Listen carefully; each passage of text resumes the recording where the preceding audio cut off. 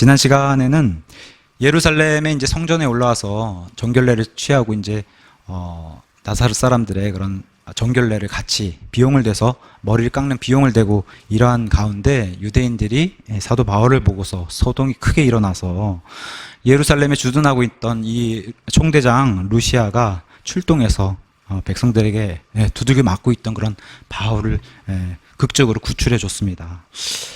바울이 이제 그리스 말을 하는 사람이고 자신은 이제 변론할 기회를 달라고 해서 총대장이 이제 변론할 기회를 주니까 백성들 앞에서 이제 히브리 말로 자신이 과거에 그 바리새인 중에 바리새인이었던 그런 사도 바울이 예수님을 만난 그런 간증을 하기 시작했습니다. 간증을 다 끝내니까 다시 백성들이 들어주지 못하겠다고 하고 백성들이 다시 흥분해서 총대장이 이제 감옥에 가뒀습니다. 그러고 나서 이제 로마 시민권이 있다고 한 사실을 알고 이 사람의 로마의 그 법이 두려운 이 총대장이 그렇다면 이 문제가 심각한 문제고 또 소동이 워낙 컸기 때문에 예루살렘의 이 사내들인 공회, 지금으로 따지면 뭐 국회의원 같은 그런 높은 직의 사람들을 동원해서 이 공회를 열어야겠다고 해서 총대장이 이제 급하게 공식적인 공회가 아닌 비공식적인 공회를 열게 됩니다. 근데 이제 바울은 계속 얘기하죠. 자기가 죄가 있지 않다. 죄인의 이런 신분으로 끌려왔지만 죄가 있지 않고 내가 죄라면은 예수님, 그 하나님을 통해 예수 그리스도를 통한 부활의 소망을 가진 것, 이것이 내가 가지고 있는 죄라면 죄다라고 이제 이렇게 이것 때문에 끌려 나온 죄밖에 없다라고 이제 자신을 변론하게 됩니다.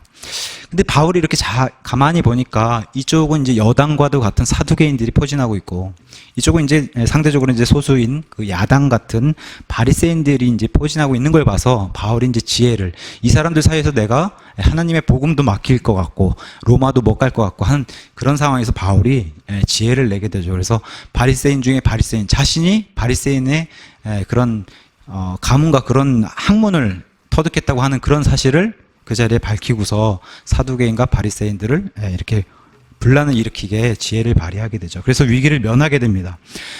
또 이 안에서 소동이 커지니까 총대장 루시아가 다시 한번 바울을 가만히 두지 않겠다라고 하는 유대인들을 보니 다시 한번 루시아가 꺼내가지고 피신시키는 이런 일로 하나님이 구출을 하게 해줍니다.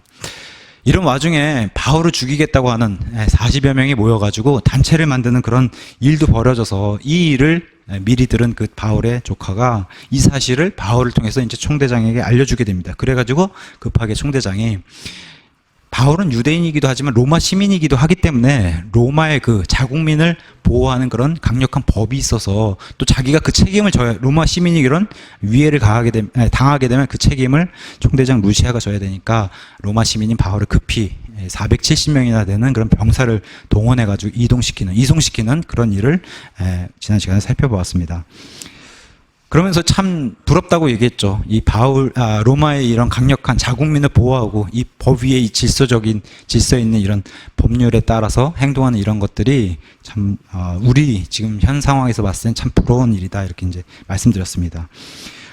그러면서 이제 벨리스 총독에게 루시아가 편지를 써가지고 편지를 알리면서 나는, 총독께서 보시다시피 이 로마 시민인 이 바울을 최선을 다해서 보호했습니다라고 이제 그런 편지와 함께 벨릭스에게 보내게 됩니다. 그래서 벨릭스가 이 편지를 받고 바울이 로마 시민인 것을 보고 또 죄가 루시아의 그 편지 내용대로 죄가 없음을 본인이 판단을 해가지고 일단은 고소한 자들이 오기 전까지는 감옥이 아닌 헤롯 재판정 안에서 이렇게 머물려고 한 그런 내용으로 지난 시간에 살펴보고 마무리 지었습니다. 오늘은 24장 이제 1절부터 9절에 이제 가이사라 이 대제사장 이 사두개인들 파 또 바리새인들 파에서 고소자들이 이제 가이사라로 이제 이 사람들도 100km를 와서 넘어온 얘기부터 이제 시작하게 됩니다. 그래서 아주 유능한 더들로라고 하는 변호인을 대두해서 같이 이제 바울을 고소해서 이제 재판장이 시작되는 걸로 이렇게 시작을 하게 됩니다. 그래서 1절에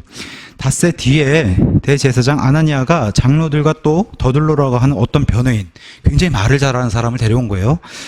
변호인과 함께 내려와 총독에게 바울을 고발하기 시작했었는데, 그래서 변호사 더들로라고 하는 표현을 따르자면 이 사람은 유대교회에서도 학식이 대단한, 그리고 그러니까 율법에 능통하고 더군다나 로마 법에 해박한 지식을 가지고 있는 뛰어난 언변이 있는 사람이라고, 이렇게 언변을 구사할 수 있는 그런 사람으로 아나니아가 자신의 강력한 무기를 대두해서 온 거죠. 그래서 바울을 고소하고 재판하려면은 로마법을 잘 알아야 하기 때문에 이런 사람을 대동했다. 또 두 번째는 언변이 뛰어나서 이 언변으로 상대방을 설득시키려고 하는 설득력이 강하기 때문에 뛰어난 언변으로 재판을 유리하게 하도록 해서 또 로마의 절차를 잘 알아야 하기 때문에 이런 더둘로 같은 사람을 같이 동행해서 왔다. 이렇게 이제 주석가들은 기록해 놓고 있습니다. 더블로가 굉장한 아부를 해요. 아첨을 해요. 2절부터 4절까지. 그가 불려나오매 더블로가 그를 고소하기 시작하이르되 말하기 시작해서 이 사람이 이제 변호사 같은 사람이 나와가지고 우리가 각하로 말미암아 크게 평온하고 각하 때문에 이 각하 덕분 때문에 아주 이렇게 평화로운 생활을 하고 있습니다. 또 각하의 돌보심, 각하의 통치력이 뛰어나다는 겁니다. 돌보심으로 말미암아 이 민족이 누구예요? 자신은 제 중립적인 입장이 돼서 이 사람도 분명히 유대인일 텐데 이 민족인 이스라엘을 향해서 자기가 중립적인 입장을 취하고 이 민족에게 매우 귀중한 일들이 이루어졌으므로 벨리스 각하 우리가 전적으로 감사를 드리며 항상 모든 곳에서 그것을 인정합니다 라고 한 이런 아첨을 보이면서 그럼에도 불구하고 내가 가깝게 더 지치게 하려 하지 아니하오니 원하건대 우리 몇 마디 말을 너그레이 들어주옵소서. 우리가 보통 재판정 영화나 이렇게 드라마 보면은 존경하는 판사님하고 이제 그 정도 우리는 마무리 짓고 이제 이렇게 변론가나 변호사들이 시작을 해요. 보통 이 정도 아첨과 아부는 사실은 성경에서는 이런 것을 뭐라고 얘기하냐? 죄라고 얘기해요. 왜? 기준 이상의 아부는 이것은 위선이라고 얘기하는 거예요. 그래서 우리가 평상시에 늘 흔히 얘기하다시피 남을 칭찬해주고 남을 세워주는 거 좋은 일이에요. 물론 우리가 그렇게 해야 되는데 필요 이상으로 이 사람을 구름에 태워서 이렇게 올리는 것은 그것은 성경이 원하는 바가 아니다라고 얘기하는 겁니다. 바로 이러한 경우처럼 아부에서 이렇게 높여서 구름 위로 태워가지고 올리는 것은 이건 옳지 않은 방법이다. 이건 위선이라고 얘기합니다. 이건 오히려 죄라고 얘기하는 겁니다. 왜냐? 바울은 뒤에 아주 담백하게 시작하거든요. 자기가 할 말만 하고. 이래서 더둘로라고 사람이 얼마나 이 재판정에서 이거를 말로써 설득시켜서 이거를 뒤집어 엎으려고 하는지 바울을 죽이고 싶어서 이런 변호인으로 나서서 이들의 앞장서서 이렇게 하는지를 잘 보여주는데 좀 이따 이제 바울의 자세를 살펴보면은 데살로니가전서 2장에 가서 보시면 바울은 이런 자세를 취해요. 이런 위선적인 것은 바울은 타파해야 된다. 특히나 리더들이나 목회자는 더더군다나. 그래서 2장 3절에서 5절에서 이렇게 얘기해요. 바울이 항상 성도들에게 권면을 많이 해요. 이렇게 얘기합니다. 우리의 권면은 속임수나 부정함에서 나지 아니하였고 간사함으로 한 것도 아니었다. 투명하게 있는 그대로 가식적이지 않고 투명하게 했던 겁니다. 어떻게? 다만 우리는 하나님의 허락을 받아 복음을 위탁받은 대로, 그래 위탁받은 사도이고 위탁받은 지도자이기 때문에 복음을 위탁받은 대로 말하노니 이것은 사람들을 기쁘게 하려고 하는 게 아니란 거예요. 더둘로는 지금 벨릭스 총독을 위해서 사람을 기쁘게 하려고 이 말에 혀로 이렇게 사람을 구슬렸는데 바울은 그런 거 하지 않았다는 겁니다. 이것은 사람들을 기쁘게 하려 함이 아니요 오직 우리의 마음을 시험하시는 하나님을 기쁘게 하려 함이라. 그러니까 바울이 마음이 어디로 고정돼 있어요? 정확하게 하나님을 고정해서 하나님이 기뻐하시는 행동을 그게 첫째로 했지 이렇게 사람을 세워서 이런 사람을 위한 아첨이나 아부는 안 했다는 겁니다. 그러면서 너희가 아는 바와 같이 데살로니가 교회에 있는 성도들이 아는 바와 같이 우리가 어떤 때에도 아첨하는 말이나 탐욕의 탈을 사용하지 아니하였나니 하나님께서 증인이시니라. 저와 여러분들 이래야 되는 겁니다. 아무리 성도를 위해줘야 되고 세워줘야 된다고 여기 보세요. 성경 말씀 아첨하는 말이나 탐욕의 탈을 사용해서는 안 된다는 거예요. 있는 그대로 투명하게 가식적이지 않은 교제와 대화를 해야 된다는 겁니다. 근데 이 더둘로가 나와서 변호를 하기 시작하면서 뭐라고 얘기해요? 우리가 보면 이 바울이라는 사람은 자기네들이 봤을 때 이런 사람입니다 하고 전염병 같은 자요 세상에 두루 퍼진 모든 유대인들 가운데 선동을 일으킨 자요 나사렛 사람들의 분파의 주모자이다 이렇게 얘기하기 시작합니다. 이 사람 위치에서 자기네 입장에서 자기네 기준에서 이렇게 바라봤던 거예요. 먼저 첫 번째 전염병. 물론 이 사람 유대교의 입장에서는 바울이 전염병 같은 존재 많죠. 이 전염병 같은 존재가 사실은 반대편의 입장에서는 굉장히 치명적이고 아픈 건데 바울의 입장에서 어떤 거예요? 상대적으로 이 정도로 위력이 있다는 거예요. 바울의 이 복음을 선포했던 게. 그래서 치명적인 병으로 전염병, 치명적인 병으로 흑사병 같이 치명적인 병으로 표현하면서 바울의 복음이 이 정도로 세상에 빠르게 전파됐다. 이것을 우회적으로 알려주는 겁니다. 그리고 또한 자기네들이 지금 반증하는 게 뭐냐면은 자신들에게 위협적이라는 사실을 우회적으로 알려주는 거예요. 자신들에게 너무 위협적이다 지금 바울이. 그렇게 이제 본인들도 스스로 밝히고 있는 겁니다. 이렇게 전염병처럼 이렇게 번졌다고 하는 사실. 두 번째는 이 사람을 지금 바울은 어떻게 해서든 구속시켜서 죽이고 싶은 거예요. 이 아나니아, 이 종교 지도자들의 편에서는. 그래서 이 사람은 소동을 일으킨 사람인데 유대인을 대적해서 소동을 일으키지만 누구를 대적해서 또 소동을 일으키냐? 로마를 대적해서 소동을 일으키는 자라고 지금 판사인 재판관인 벨릭스 총독 앞에서 벨릭스를 속이고 있는 겁니다. 지금 이 사람은 선동가요, 로마를 대적한 사람이다 이렇게 얘기하는 거예요. 그래서 치밀하게 준비해가지고 온 겁니다. 이 사람들은 거짓 고소를 하기 위해서. 벨릭스의 분노를 유발시키기 위해서. 왜 그래요? 로마를 대적한 사람이라고 분노를 유발시키기 위해서 그렇게. 그러니까 바울을 뭘로 만들었냐? 정치적인 혁명가입니다. 이 사람 이렇게 얘기하는 거예요.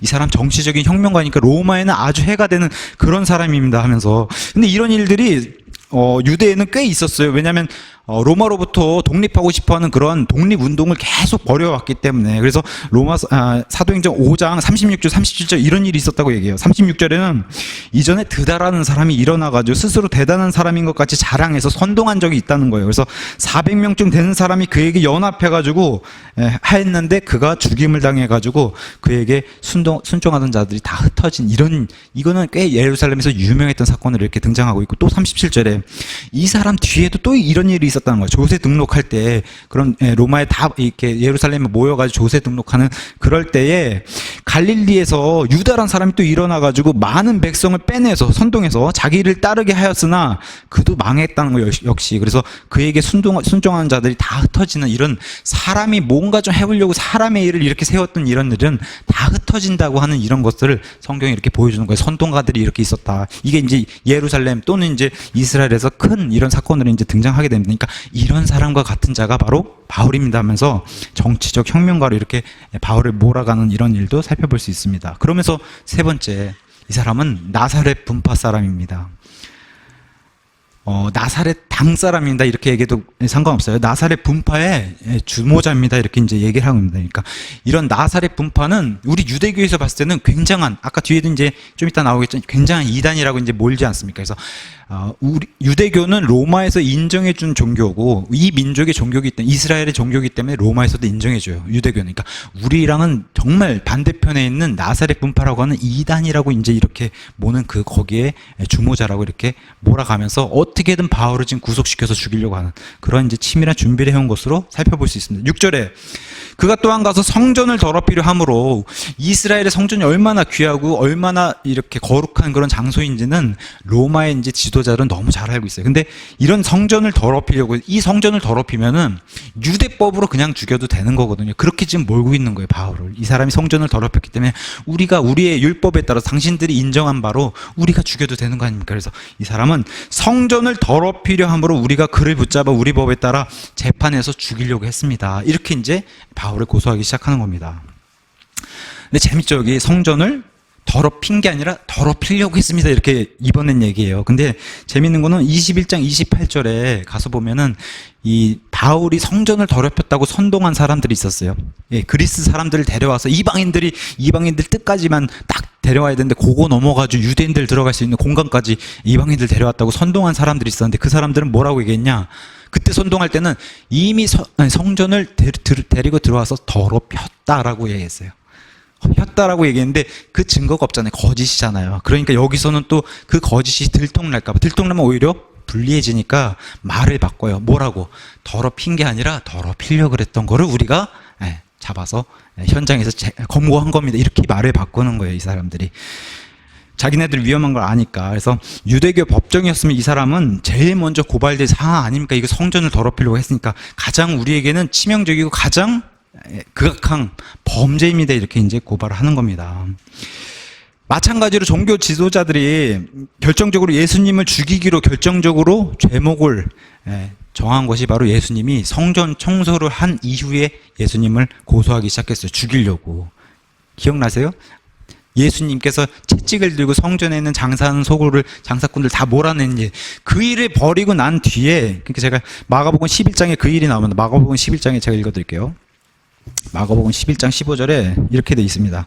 그들이 예루살렘에 이르니라 예수님께서 성전에 들어가서 성전 안에서 사고 파는 자들을 내쫓으시고 돈 바꾸는 자들의 탁자와 비둘기 파는 자들의 의자를 뒤집어 엎기 시작하시며 아무도 성전을 통해 기구를 나르는 것을 허락하지 아니하시고 그들에게 말씀하시며 가르치시되 기록된 바 내 집은 모든 민족들에게 기도하는 집이라 불리리라 하지 아니하였느냐. 그러나 너희가 그것을 강도의 소굴로 만들었도다. 이렇게 말씀하시니까 서기관들과 수제사장들, 종교 지도자들이 그 말을 듣고 어떻게 자기들이 그분을 죽일까, 이게 시작되는 겁니다.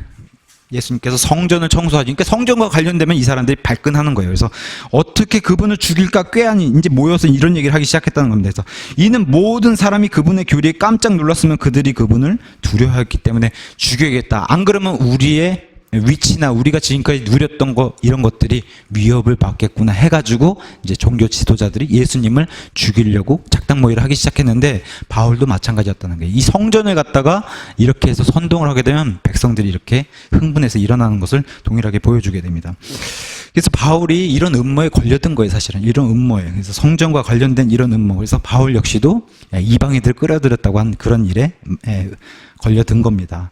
그랬더니 7절에 그러나 총대장 루시아가 우리를 기습하여 큰 폭력으로 우리 손에서 그를 빼앗아 데리고 가서 이런 일이 벌어졌다는 거예요. 바울을 원래 우리의 법대로 잡아서 법정에서 고소해가지고 그냥 그 자리에서 판결해서 죽였어야 되는데 그러한 절차를 딱 밟고 있었는데 그 사이에 끼어든 사람이 바로 총대장 루시아가 끼어들어서 우리는 억울합니다. 이거 우리 법대로 처리했으면 되는 문제였는데 루시아가 강제로 이 바울을 뺏어다가 이렇게 된, 그리고 우리도 알지 못하는 사이에 밤에 바울을 여기 가이사라로 이송했습니다. 이렇게 이제 자기네들은 억울하다고 이렇게 고하는 겁니다. 망쳤다는 거죠. 총대장 루시아 때문에.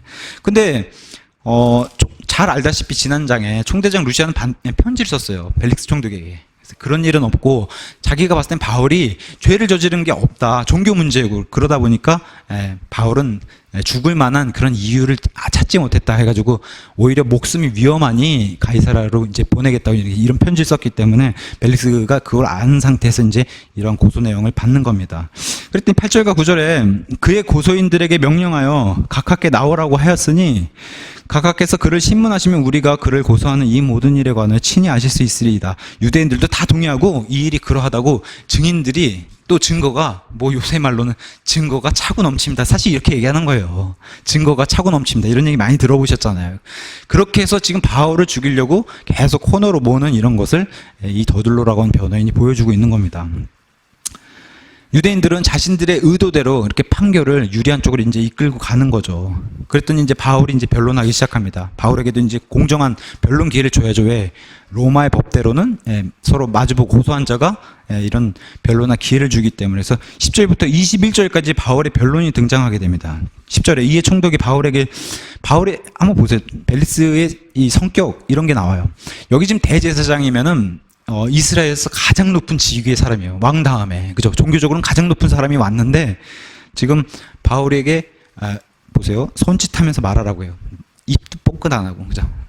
당신 차례. 이런 식으로. 입도 뻥끗 안 하고. 이런 걸 봤을 때 벨릭스가 어떤 사람인지 어렴풋이 이렇게 성격을 좀 파악할 수 있어요. 굉장히 뭐랄까요? 권위적이고 자기 권력에서 이렇게 누리려고 하는 그런 사람. 실질적으로 역사가 요세푸스가 기록한 역사서에도 이 벨릭스라는 사람은 굉장히 악한 사람을 등장해요.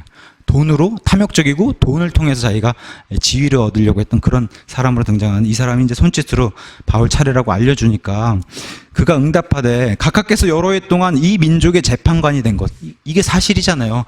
각하 때문에 이 민족이 평화가 이루어지고 참 잘 살게 되고 이러한 아첨 안 했어요. 바울은 간단하게 이 민족 이스라엘의 재판관이 된 것을 내가 압니다. 더욱 즐거이 나를 위해서 답변하겠습니다. 이게 끝이에요. 이게 끝이에요. 이게 담백하게 있는 사실 그대로만 전달하고 변론을 시작합니다. 11절 각하께서 이해할 수 있는 바와 같이 내가 경배하러 예루살렘에 올라간 지 이제 겨우 12일 됐습니다. 12일. 이걸 강조하는 거예요. 12일 안에 어떻게 이런 일이 꾸밀 수 있겠습니까? 제가 지금 온 세상을 지금 5년 동안 돌아다니다가 겨우 이제 두로에 왔다가 가이사랴에 도착해서 예루살렘에 올라온 지 12일 됐습니다. 이런 상황에서 어떻게 이런 일을 꾸밀 수 있습니까? 이렇게 이제 변론하기 시작한 겁니다. 한번 이 12일 좀 주석가들 이렇게 해놓은 게 재밌어가지고 제가 한번 해볼게요. 12일 정확하게 성경이 뭐라고 얘기하나. 예루살렘에 도착한 시간부터 하루. 그래서 사도행전 21장 17절 한번 가서 보세요. 재밌게. 사도행전 21장 17절에 가보면 우리가 예루살렘에 이르면 형제들이 우리를 반갑게 받아들이니라. 이게 이제 예루살렘의 첫날이에요. 첫날 1일. 그 다음 날 18절 가서 보시면 그 다음 날, 그죠? 이튿날이죠. 바울이 우리와 함께 야고보에, 그래서 야고보와 함께 장로들과 함께 사도들과 함께 교제를 했어요. 이게 이틀. 그 다음에 21장 27절 가서 보시면 그 일회가 거의 끝났어요. 그러니까 정결례가 시작하고 나서 정결례가 7일을 해요. 그러니까 7일 마지막 날까지 이제 다 끝낸 거예요. 그러면 벌써 9일째죠. 3일 동안 9일, 3일에서 9일 사이가 21장 27절에 나오는 겁니다. 그러면서 22장 30절 가서 보시면은 온 도시가 격동을 해요. 격동을 하고 다 같이 달려들어서 바울을 붙잡아 성전 밖으로 끌어내게 되는데 이게 이제 10일째 되는 날이고, 그 다음에 바울을 죽이려고 하는 유대인들의 음모가 시작이 돼요. 그게 11일째인데 23장 12절에 나오는 겁니다. 23장 12절. 그 다음에 이제 마지막으로 가이사라로 이송되는 게 12일째 돼서 23장 32절. 그래서 정확히 사도 바울은 예루살렘에 올라간 날부터 해가지고 교제하고 또 7일 정결례를 지내고 그 다음에 공회에 불려가서 소독나고 이렇게 해서 가이사라로 오기까지 12일 동안 자기가 이러한 스케줄이 있었는데요. 이 사이에 무슨 작당무이라고 어떻게 선동을 해가지고 소동을 일으키고 정치적으로 반역을 일으키고 이런 시간이 어디 있겠습니까? 상식적으로 합리적으로 생각해 보십시오. 이렇게 이제 변론하기 시작하는 겁니다. 그래서 12절과 13절이 이렇게 나오는 거예요. 본문에 한번 합리적으로 생각해 보라고. 그래서 12절에 또 그들은 내가 성전에서 누구와 논쟁하거나 회당들이나 도시에서 사람들을 선동하는 것을 보지 못했다. 저도 시간이 없었고. 13절 지금 나를 고소하는 일들에 대하여 증거를 댈 수 없나이다. 그들도 댈 수 없고 증거가 없는 일입니다. 그들이 주장하는 대로 선동할 만한 그런 합리적인 시간이 없었습니다. 증거가 없는 겁니다. 그리고 또한 벨릭스 총독이 각하가 받아봤다시피 루시아 총대장의 그 편지를 통해서 확인해 보면 될 것이고, 소동도 제가 일으킨 게 아니라 유대인들이 일으킨 겁니다. 이렇게 변론하기 시작한 거예요. 소동 또한 로마를 대적해서 정치적으로 무슨 반역을 일으키기 위해서 소동한 게 아니라 정확하게 종교적인 문제였습니다. 이렇게 이제 바울이 변론하는 겁니다. 그래서 14절에 이렇게 나오는 거예요. 그러나 내가 이것을 가깝게 고백합니다.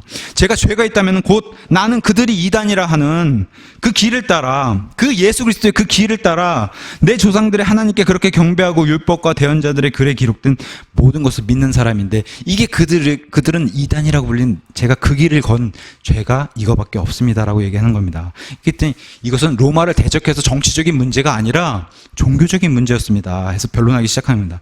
유대교에서는 우리를 이단이라고 불러요. 그죠? 맞죠? 유대교에서는 이단인 거고, 기독교에서 유대교를 보면 지금 시선에서도 기독교에서 본 유대교가 지금은 이단이에요. 그죠? 유대교로 구원이 이루어질 수가 없어요. 왜? 아들 예수 그리스도를, 하나님의 아들 예수 그리스도를 믿지 않기 때문에 오히려 기독교 입장에서 유대교를 보면 유대교가 이단이 돼버린 셈이에요. 유대교는 또 마찬가지. 유대교에서는 자신들은 예수 그리스도를 메시아로 인정하지 않기 때문에 자기들이 봤을 땐 기독교가 이단인 거고, 이건 이 당이 다르다는 뜻이에요. 이단은 뭐 우리 한자로는 끝이 다르다는 뜻을 가지고 있지만 파가 다르다는 그런 뜻입니다. 이단은. 그래서 우리는 그러나 제가 가깝게 고백하다시피 유대교와 이단이라고 부르는 우리 기독교는 같은 하나님을 경배합니다. 이 얘기예요. 지금 같은 하나님을 경배하고 있는 겁니다. 또 유대인들이 가지고 있는 그 율법, 그 성경 말씀 역시 저 역시도 동일하게 믿고 있습니다. 하지만 지금 구약이 아니라 신약 시대가 시작됐다는 사실을 유대인은 모르고 있는 겁니다. 사실 이렇게 그것 때문에 우리가 이단이라고 불리는 겁니다. 그래서 더들로가 지금 나사렛 분파라고 하는, 나사렛 당이라고 하는 이 이단으로 몰아서 로마법에 저촉되는, 로마에 대적하고 있는 그런 단체로 우리를 만들어서 지금 공격하고 있는데, 바울이 믿는 기독교, 제가 믿는 기독교는 로마를 대적하지 않습니다. 로마를 대적하지 않고 유대교와 오히려 같은 하나님을 믿는 그런 것을 바울이 강조를 해요. 같은 하나님을 믿으니까, 사실 로마에서는 유대교를 인정해 줬기 때문에 같은 하나님을 믿는다면 로마에게선 종교적인 문제가 발생하지 않은 그런 걸 노린 거예요. 지금 바울이 변론하면서. 그래서 우리가 믿는 기독교 역시 로마에 대적하는 그런 종교가 아니라 같은 하나님을 믿는, 로마에서도 인정해 줘야 되고 보호받을 수 있는 그런 종교입니다라고 지금 바울이 변론하는 겁니다. 은근히 강조하고 있는 거예요. 지금 하나님을 믿는다고. 그래가지고 15절에 가서 보니까 또 그들도 스스로 인정하는 바, 지금 여기 아나니아란 대제사장이 왔어요. 따라서 사두개인들이 왔겠죠. 원래 이런 높은 직위에 있는 종교 지도자들은 많은 무리를 거느리고 오는 걸 좋아해요. 그러니까 많은 사두개인들이 왔을 겁니다. 또 누가 왔겠어요? 야당 같은 사람들인 바리새인들도 따라왔을 거예요. 장로들과 하고 같이 왔으니까. 다시 사두개인들과 바리새인들이 모여 있으니까 바울이 뭘 하면 돼요? 또 공회에서 소동을 일으킨 것처럼 다시 한번 부활 얘기를 꺼내가지고 바리새인들을 이렇게 자극하면은 이 사람 둘이서 또 분란이 일어나잖아요. 그걸 또 노린 겁니다, 바울이. 또 그들도 스스로 인정하는 바 하나님을 향한 소망을 내가 가졌으니 그것은 곧 죽은 자들의 부활 아닙니까? 죄가 있다면 이 부활을 믿은 그 소망을 가진 게 죄라면 죄입니다. 즉 의로운 자들의 부활과 불의한 자들의 부활이 있으리라는 겁니다. 이게 제가 가진 죄입니다라고 이렇게 자극하게 되면 이 재판정 안에도 똑같이 바리새인들과 사두개인들이 또 분란이 일어나게, 이걸 또 바울이 노린 게 아닌가 많은 주석가들이 이렇게 얘기합니다. 그래서 이 사두개인들은 부활을 믿지 않잖아요. 영도 안 믿고 천사도 안 믿고. 근데 바리새인은 영도 천사도 부활도 다 믿는 이런 분파이기 때문에 그 안에서 바울은 인정하지 않아도 또 그런 일이 벌어질 거 아닙니까? 내가 사두개인들은 또 싫으니 바울의 편을 드는 것처럼 그 사이에 분란이 일어나지 않겠나 해서 바울이 또 이런 것을 지혜롭게 하지 않았을까, 이렇게 이제 주석가들이 얘기합니다. 그랬더니 16절에 이 소망 속에서 나는 하나님과 사람들을 향하여 항상 양심에 실족하게 하는 일이 없도록 스스로 힘쓰나이다. 이거 참 대단히 중요한 말이에요. 스스로 힘쓴다. 우리가 맨날 얘기하잖아요. 노력한다, 애쓴다, 그죠? 하나님을 향해 고정하려고 애쓴다, 스스로 노력한다. 바울도 이렇게 했다는 거예요. 그래서 하나님께서 바울이라고 이렇게 위대한 사람도 다 알아서 해준 게 아니라는 거예요. 바울 스스로 애를 쓰면서 어떻게 하나님이 사람이 되려고, 하나님의 길을 가려고 애를 썼다.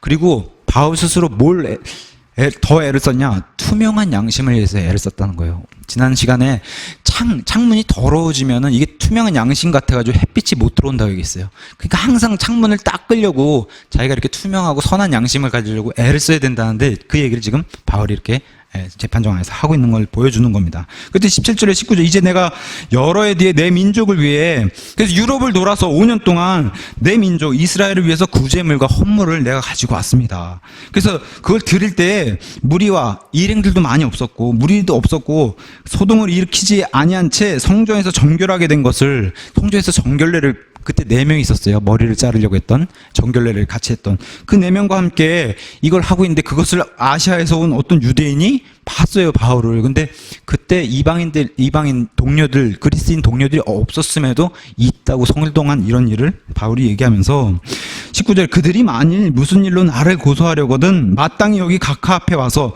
그 선동했던 그 사람들, 바울이 이방인들을 끌고 와가지고 성전 안에 데려왔다고 선동한 그 사람들이 사실 여기 와서 고소를 해야 되는데 그 사람들은 안 왔다는 거예요. 그 사람들은 안 오고 지금 종교 지도자들이 바울을 죽이려고 이 사람들이 왔는데, 원래는 그 사람들이 선동했으니까 그 사람들이 와야 되지 않겠냐, 이제 이렇게 여기 자리에는 그 선동한 사람들이 한 명도 없다고 이제 바울이 얘기하는 겁니다. 그랬더니 20절과 21절에 그렇지 않으면 내가 공회 앞에 서 있을 때 여기 있는 이 사람들이 내게서 무슨 악한 소행을 보았는지 말하게 하소서. 공회 앞에서도 자기는 변론을 했고 무슨 증거가 있는지 한번 보이라는 겁니다. 21절, 오직 내가 그들 가운데 서서 외치기를, 똑같은 얘기하는 겁니다. 투명하게 이날 내가 너희로 인하여 불려나와 죽은 자들의 부활에 관해 신문을 받노라 한 이 한 목소리. 죄가 있다면 제가 부활의 소망을 둔 거, 이거밖에 없습니다. 바울은 우리도 잘 알다시피 마케도니아, 아가야에 있는 교회들을 돌아서 많은 구제물들을 가지고 예루살렘 성도들을 도와줬어요. 또 그것의 일부를 성전에서 바치는 그 헌물로 또 성전에서 정결례를 통해서 바울이 그렇게 바쳤습니다. 그래서 그 바칠 때 했던 선동하는 자들은 다 사라지고 오히려 종교 지도자들과 바울을 또 다른 선동으로 이렇게 몰아넣으려고 한 사람들, 증거 없이 가지고 온 사람들에 대한 변론을 바울이 너무 멋지게 한 것을, 지금 더둘로라고 하는 사람, 어쩌면 지금 당대에 정말 그러니까 대제사장 아나니아가 데려온 사람이에요. 이스라엘에서 가장 권력 있는 사람이 뽑아서 치밀하게 준비해가지고 가장 말을 잘하고 하는 변호사를 구해서 데려온 사람인데, 그 사람과 대적하는 이 바울의 변론이 밀리지가 않아, 전혀. 너무 멋있는 거 아닙니까? 이 하나님의 사람 바울의 뒤에 다음 장에 가서 보시면 더 바울의 비참한 모습을 보여요. 이제 그냥 아그리빠 왕이 장렬한 그런 행렬을 가지고 와서 세상에 있는 그 높은 이스라엘의 권력이라고 하는 권력 귀족들은 다 데려와가지고 바울을 가운데 딱 세워놓고 이제 바울의 얘기를 변론을 듣는 그런 장면이 나오는데, 얼마나 바울 입장에서 인간적인 모습을 비참해요. 그 세상과 만약에 거기 뭐 한 10,000명, 10만 명이 와 있으면 그 10,000명, 10만 명 대 1이에요, 1. 그죠? 바울은 혼자 서서 그 세상과 싸우는 모습을 보여줘요. 그럼에도 바울의 뒤에 하나님이 계시다. 얼마나 멋진지 몰라요, 거기서. 그 모두를 다 물리치는, 말씀으로 물리치는 이 바울의 모습이. 여기도 동일하게 바울을 지금 뭐 옆에 동료들 아무도 없지만 바울을 죽이려고 하는 이 세상, 이 종교 지도자들, 이 마귀의 세력들이 어떻게든 죽이려고 하는 이 바울이 하나님의 그런 힘을 입어서 물리치는, 멋지게 물리치는 이런 모습. 사실 인간적으로 바울의 입장에서는 얼마나 스트레스겠어요. 그죠? 맨날 유대인들이 자기를 죽이려고 그래요. 하나님이 일을 하고, 아니, 주님이 기운을 내라 그랬는데, 이거 가는 일마다 그냥 탁탁 부딪혀가지고 사람들이 자기를 못 잡아먹어서 안달이고, 어떻게든 죽이려고 그러고, 자기 친족들이. 근데 바울의 마음은 지난 시간에 우리 살펴봤다시피, 유대인들이 복음을 안 받아들여요. 그게 바울은 가장 마음이 아팠다고 얘기하는 거예요. 내 친족들이, 차라리 내가 지옥을 가고 내 친족들이 다 구원을 받았으면 좋겠다 했던 그게 바울의 심정이다. 그러니까 굉장히 위대한 사람이죠, 바울이. 그래서 부활의 소망을 가지고 내가 죄라면 죄라고 이렇게 변론을 한 모습을 보여줍니다. 그러면서 20절과 21절에 내가 사내들인 공회에서도 이와 같이 똑같이 변론했는데 그들이 한 행동을 봐라. 뭘 봤어요? 대제사장이 내가 변론하기 전에 내 입을 쳐가지고 폭력을 행한 거. 이게 그들이 한 이런 행동이다. 그래서 오히려 사내들인 공회에서 난 말도 하기 전에, 변론도 하기 전에 그들이 내 입을 치고 폭력을 행사하는 이런 악행을 벌였다. 그래서 공회에서도 동일하게 나는 똑같이 얘기했다. 부활에 관해서 말한 이 죄밖에 없다라고 그렇게 이제 벨리스 총독 앞에서 이제 얘기를 하게 됩니다. 이제 벨리스의 이제 판결이 이제 나오죠. 22절부터 27절까지. 벨리스의 판결은 뭐예요? 내질 않아요. 왜? 자기가 봤을 때는 루시아의 편지도 그렇고 죄가 없어요, 바울이. 그죠? 더군다나 로마 시민권을 가지고 있는 로마 시민이고. 근데 그렇다고 바울의 손을 들어주자니 자신의 위치에 이 지금 권력자들하고도 지금 관계가 있잖아요. 그러니까 바울의 편도 들어주지 않고 또 권력자들의 편도 들어주지 않는, 그래서 연기하는 방법을 선택해요, 벨릭스는. 22절. 벨릭스가 이것들을 듣고는 그 길, 예수 그리스도로 가는 그 길을 대해 더 완전히 이미 알고 있는 사람이라는 거예요. 벨릭스는 알고 있었으므로 그것들을 연기하여 이르되, 총대장 루시아가 내려오거든 내가 너희 일에 관해 끝까지 알리라. 내가 루시아를 불러서 이게 옳은 것인지 아닌지 이걸 한번 루시아를 통해서 들어봐야 되겠다, 이러고 이제 재판을 연기하게 됩니다. 그래서 주석가든 얘기해요. 아니, 그럼 벨릭스가 어떻게 이러한 그 길, 하나님의 기독교, 그런 복음, 이런 길에 대해서 더 완전히 어떻게 알고 있었을까? 이렇게 얘기합니다. 어떤 사람은, 자, 여기가 지금 로마의 총독이 주둔하고 있는 이 도시가 가이사라예요. 가이사라에는 신약 성도 중에 유명한 복음 전도자가 살아요. 바로 7사람 중에 한 명이 빌립이라는 사람이 가이사라에 살아요. 그래서 빌립은 복음 전도자라고 아예 성경이 이렇게 직분을 하나님께서 주셨어요. 그러니 가이사라, 일단 자기 동네에서도 하나님 말씀을 선포했지 않겠어요, 이 복음 전도자. 그래서 가이사라의 유명한 복음 전도자 빌립이 선포하는 그 말씀을 듣고 벨릭스가 알았을 것이다, 이렇게 얘기하는 게 이제 첫 번째가 있고, 두 번째는 지금 여기 아내가 좀 있으면 24장에는 유다 여자 드루실라라고 하는 여자가 등장해요. 근데 이 유대인 아내 드루실라를 통해서 아마 복음이나 이런 유대인들 사이에서 이 기독교가 전파되는 이런 일들을 전달받아서 잘 알게 된 것이 아닌가, 이제 이렇게 이제 두 번째 의견이 있고, 세 번째는 로마에서 이 유대 지역, 그러니까 이 각 지역으로, 전 세계 각 지역으로 로마에서 총독을 파견하는데, 유대 지역을 총괄하는 총독으로 오게 되면 당연히 그 지역에, 이방인이지만 그 지역을 어느 정도 조사도 하고 알고 해서 공부도 하고 해서 그 지역을 총괄하는 이런 지휘관으로 오지 않겠나. 그래서 이미 이런 정도의 정보는 입수해서 알고 있을 것이다, 이제 이게 세 번째 의견입니다. 어쨌든 이러한 의견을 통해서 이 벨릭스는 이미 이스라엘 안에 또 전 세계에서 퍼지는 이런 기독교, 지금 기독교 기독교가 퍼져나간 지가 벌써 20년이 훌쩍 넘었단 말이에요. 그래서 이런 일들을 어느 정도 알고 있었다, 이렇게 이제 주석가들이 얘기를 합니다. 근데 이제 벨릭스가 선택한 방법은 연기하는 거예요. 이쪽도 저쪽도 아닌 가운데 방법을 택했습니다. 그래서 바울의 죄도 찾을 수 없었어요. 벨릭스가 봤는데 아무리 봐도 바울의 죄는 찾을 수 없었어요. 그래서 루시아를 핑계로, 편지는 이미 받아서 루시아의 의견도 충분히 알고 있는데 루시아가 오면 그럼 다시 한번 재판을 열어보자 하고, 이후에 루시아를 부른 얘기는 안 나옵니다. 그래서 대제사장 아나니아와 장로들과 이 종교 지도자들의 분노하는 것을 잠재우려고 일단 이것도 고려하고, 동시에 참 사악한 사람인 게 26절에 가서 보세요. 바울이 지금 유럽을 돌아서 지금 구제물과 헌물, 이런 재물들을 많이 가져왔다고 하니까 26절에 바울에게서 돈을 받고 자꾸 풀어주려고, 돈을 주면 내가 풀어줄게, 이랬다는 거예요. 이 벨릭스가 자꾸 와서 보세요. 26절에 바울에게서 돈을 받고 그를 풀어주기를 바랐으므로 자주 사람 보내서 돈 내면 풀어줄게, 돈 내면 풀어줄게, 이랬다는 거예요. 그를 부르고 그와 얘기도 나누고 회유도 하고 협박도 하고 이랬다는 겁니다. 이 벨릭스라는 사람이. 그래서 이런 쪽으로는 탐욕을 부리고, 또 종교 지도자들 통해서는 이제 분노를 사지 않게 이렇게 이제 이런 방법을 택했다고 얘기하는 겁니다. 근데 재밌는 것은 23장에 나와요. 백부장에게 명령하여 바울을 지키게 했는데 바울에게선 죄를 찾을 수 없다는 사실을 이렇게 보여줍니다. 그에게 자유를 주게 하고, 안 그랬으면 감옥에 가뒀어야 되는데 바울에겐 죄가 없기 때문에 지금 가둘 수는 없고 하니까 자유를 주게 해서 친지들과 이런 오고 가고 하는 자유롭게 이렇게 만들어준 것을, 이것을 통해서 벨릭스는 바울을 무죄임을 충분히 입증했다, 이렇게 보여줄 수 있습니다. 24절에 나오는 이제 아까도 말씀드린 드루실라라고 하는 유대인 여자, 이 여자는 야고보를 죽인 아그리파 1세 왕이 있어요. 그 1세 왕의 딸입니다. 좀 이따 등장하는 아그리파 2세 왕의 누이예요. 누이.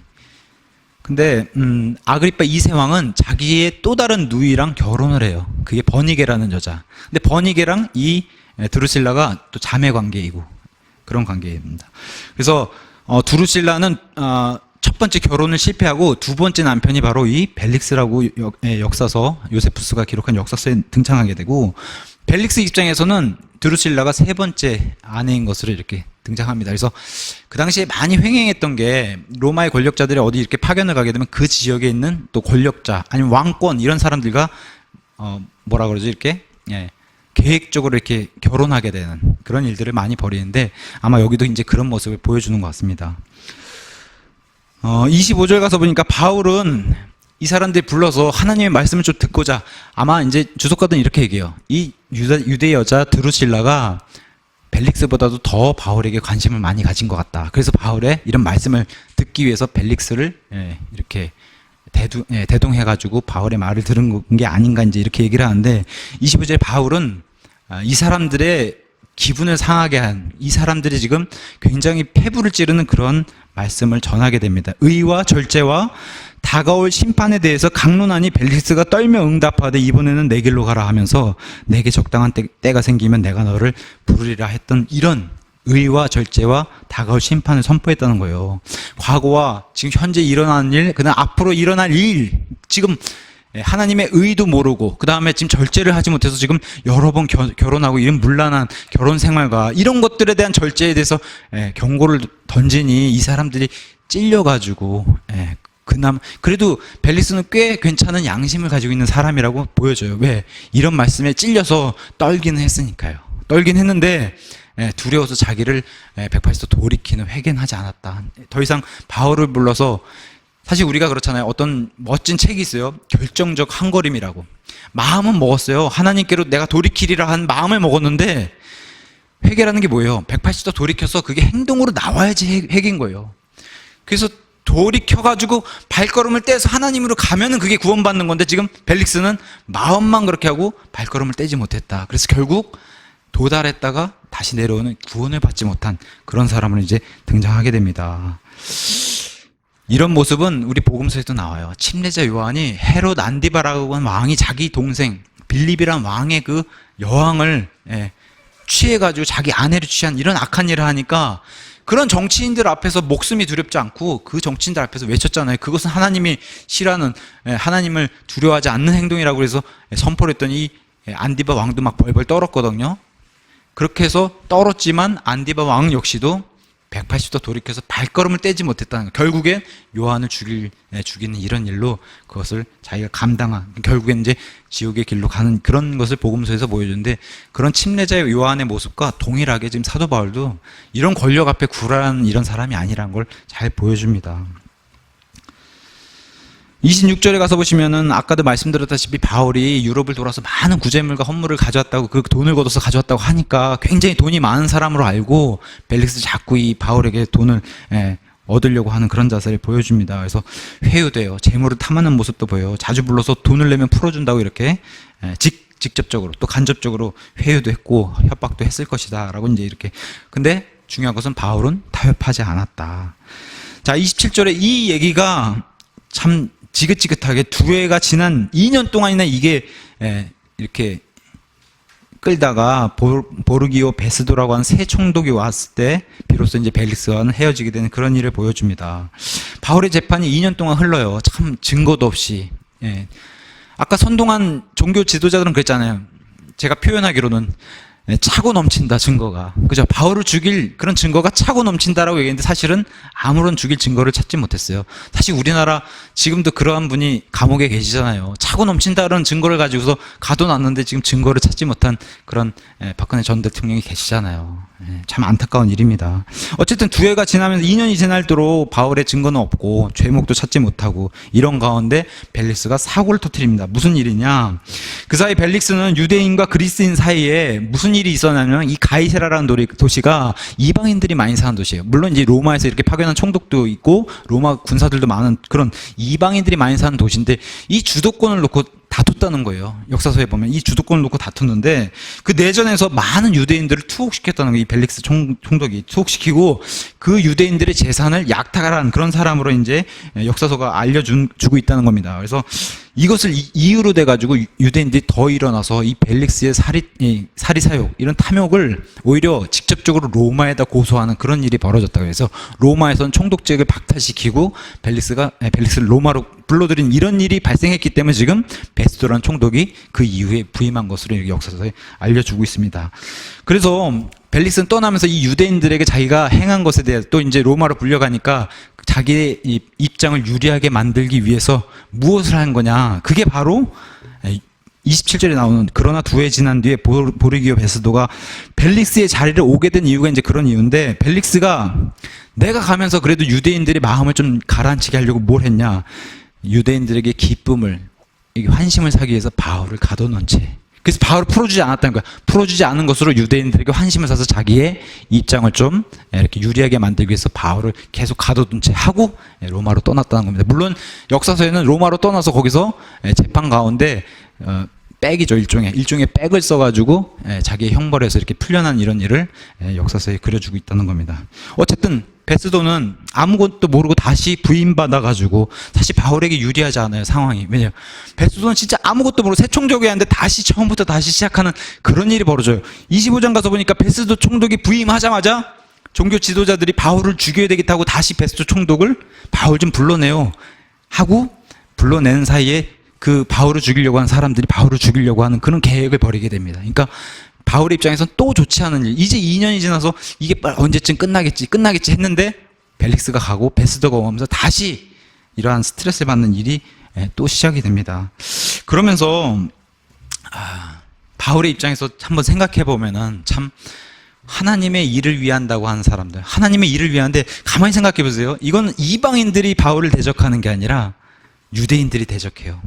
저는 지난 이제 이렇게 우리가 믿는 이런 성경, 또 우리가 추구하는 신약교회, 우리를 대적하는 사람들이 과연 누굴까? 사실 불신자들이 아니에요. 곰곰이 생각해보면 불신자들 아니고 오히려 다른 교단에 있는 교회라든가, 그죠? 아니면 같은 믿음 안에 있는 독립침례교회들이 서로 더 견제하고 대적하는 것을 훨씬 더 많이 봐요. 참 성경에 이런 말씀처럼. 해서 늘 우리가 곁길로 가지 않게, 우리는 과연 이 성경 말씀대로 이렇게 잘 걷고 있나, 늘 우리를 되살펴보고 되돌이켜보고 자아 성찰을 하고, 그런 가운데 이런 일은 너무 당연하게 있는 것이다. 믿는 사람들이, 그리고 여기 같은 동족인 지금 유대인이 대적하잖아요.